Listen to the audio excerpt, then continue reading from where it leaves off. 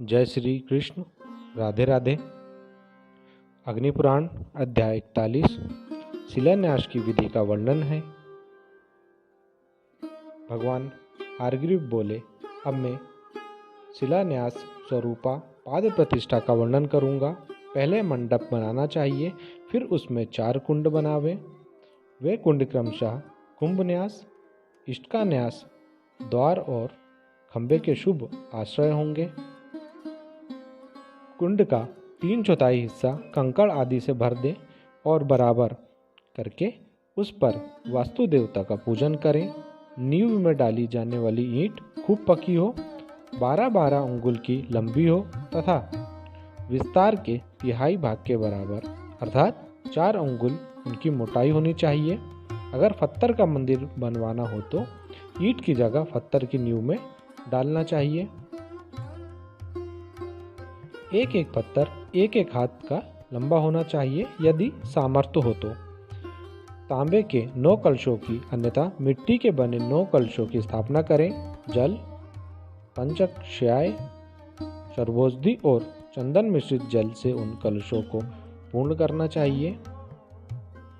इसी प्रकार सोना, धान आदि से युक्त तथा गंध चंदन आदि से भली भांति पूजित करके उन जल कलशों द्वारा अपोहिष्टा इत्यादि 3 ऋचाओं शम नो देविष्य भिष्टः आदि मंत्रों, तरस्त मंदिया इत्यादि मंत्र एवं पावमानी ऋचाओं के तथा उदरतम वरुण, कन्या नहा आदि वरुण स्त्रोत, भन्म्यासी इत्यादि मंत्रों के पाठ पूर्वक अंसः, सूचिशब्द इत्यादि मंत्र तथा श्री सूक्त का भी उच्चारण करते हुए बहुत सी शिलाओं अथवा ईंटों का अभिषेक करें।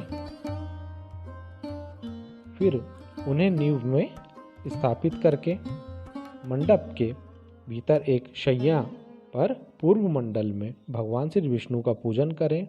आरती मंदन द्वारा अग्नि प्रकट करके द्वादक्षर मंत्र में उसमें सीमादाओं का हवन करना चाहिए। आधार और अज्य भाग नामक आहुतियाँ प्रणव मंत्र से ही करावे। फिर अष्टाक्षर मंत्र से 8 आहुति देकर ओम भूर्भुवः स्वः, ओम भूर्भुवः स्वः, ओम भूर्भुवः स्वः इस प्रकार 3 आहुतियों से क्रमशः लंकेश्वर, अग्नि, सोमग्रह और भगवान पुरुषोत्तम के निमित्त हवन करें। इसके बाद प्रायश्चित संज्ञक हवन करके प्रणव युक्त द्वादक्षर मंत्र से उड़द, घी और तिल को एक साथ लेकर पूर्ण आहुति हवन करना चाहिए।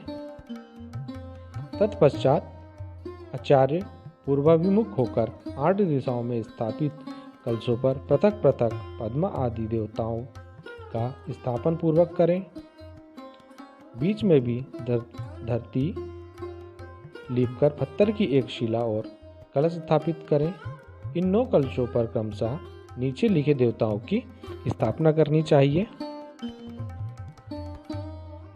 पदा, महापद, मकर, कच्छप, मुकुद, आनंद, पद और शंख इनको 8 कलशों में और पद्मिनी को मध्यवर्ती कलश पर स्थापित करें। इन कलशों को हिलावे डुलावे नहीं। उनके निकट पूर्व आदि के क्रम से ईशान कोण तक एक एक ईंट रख दें। फिर उन पर उनकी देवता विमला आदि शक्तियों का न्यास स्थापन करना चाहिए। बीच में अनुग्रह की स्थापना करें। इसके बाद इस प्रकार प्रार्थना करें, मुनिवर अंगिरा की सुपुत्री इष्ट का देवी, तुम्हारा कोई अंग टूटा फूटा या खराब नहीं हुआ है। तुम अपने सभी अंगों से पूर्ण हो। मेरा अभिष्ट पूर्ण करो। अब मैं प्रतिष्ठा करा रहा हूँ। उत्तम आचार्य इस मंत्र से इष्टकाओं की स्थापना करने के पश्चात एकाग्रचित्त होकर मध्य वाले स्थान में गर्भधान करें। उसकी विधि यूं है। एक कलश के ऊपर देवेश्वर भगवान नारायण तथा लक्ष्मी देवी को स्थापित करके उनके पास मिट्टी, फूल, धातु और रत्नों को रखें। इसके बाद लोहे आदि के बने हुए गर्भपात्र में इसका विस्तार 12 अंगुल और चौड़ाई 4 अंगुल हो।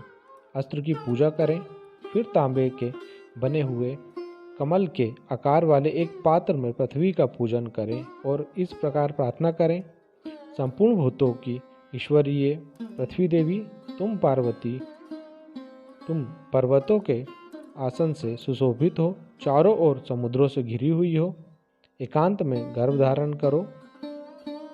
वशिष्ठ कन्या नंदा, वासुओं और प्रजाओं के सहित तुम मुझे आनंदित करो। भागवत पुत्री जया, तुम प्रजाओं को विजय दिलाने वाली हो, मुझे भी विजय दो। अंगिरा की पुत्री पूर्णा, तुम मेरी कामनाएं पूर्ण करो। महर्षि कश्यप की कन्या भद्रा, तुम मेरी बुद्धि कल्याणमयी कर दो। संपूर्ण बीजों से युक्त और समस्त रत्नों एवं औषधों से संपन्न सुंदरी जया देवी तथा वशिष्ठ पुत्री नंदा देवी, यहाँ आनंद पूर्वक रम जाओ। हे कश्यप की कन्या भद्रा, तुम प्रजापति की पुत्री हो, चारों ओर फैली हुई हो, परम महान हो, साथ ही सुंदरी और सुकांत हो, इस गृह में रमण करो। हे भागवती देवी, तुम परम आश्चर्यमयी हो, गंध और मल्य आदि से सुशोभित एवं पूजित हो। लोगों को ऐश्वर्य प्रदान करने वाली देवी, तुम इस गृह में रमण करो। इस देश के सम्राट, इस नगर के राजा और इस घर के मालिक के बाल बच्चों को तथा मनुष्य आदि प्राणियों को आनंद देने के लिए पशु आदि संपदा की वृद्धि करो। इस प्रकार प्रार्थना करके वस्तु कुंड को गोमूत्र से सींचना चाहिए।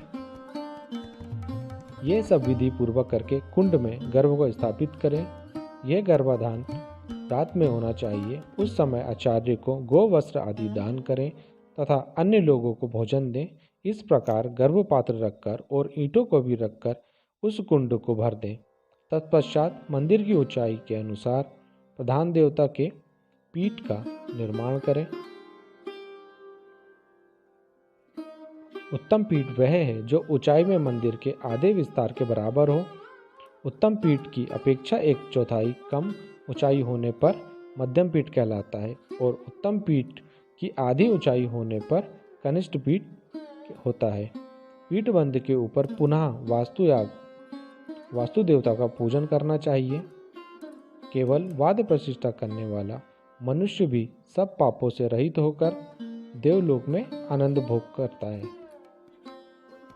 मैं देव मंदिर बनवा रहा हूँ, ऐसा जो मन में चिंतन भी करता है उसका शारीरिक पाप उसी दिन नष्ट हो जाता है। फिर जो विधि पूर्वक मंदिर बनवाता है उसके लिए तो कहना ही क्या है। जो 8 ईंटों का भी देव मंदिर बनवाता है उसके फल की संपत्ति का भी कोई वर्णन नहीं कर सकता। इसी से विशाल मंदिर बनवाने से मिलने वाले महान फल का अनुमान कर लेना चाहिए। गांव के बीच में अथवा गांव से पूर्व दिशा में यदि मंदिर बनवाया जाए तो उसका दरवाज़ा पश्चिम की ओर रखना चाहिए और सब कोणों में से किसी और बनवाया हो तो गांव की ओर दरवाज़ा रखें। गांव से दक्षिण, उत्तर या पश्चिम दिशा में मंदिर बने तो उसका दरवाज़ा पूर्व दिशा की ओर रखना चाहिए। इसी प्रकार आदि अग्नि महापुराण में सर्वशिला विन्यास विधान आदि का वर्णन नामक 41वां अध्याय पूरा हुआ। जय श्री कृष्ण। राधे राधे।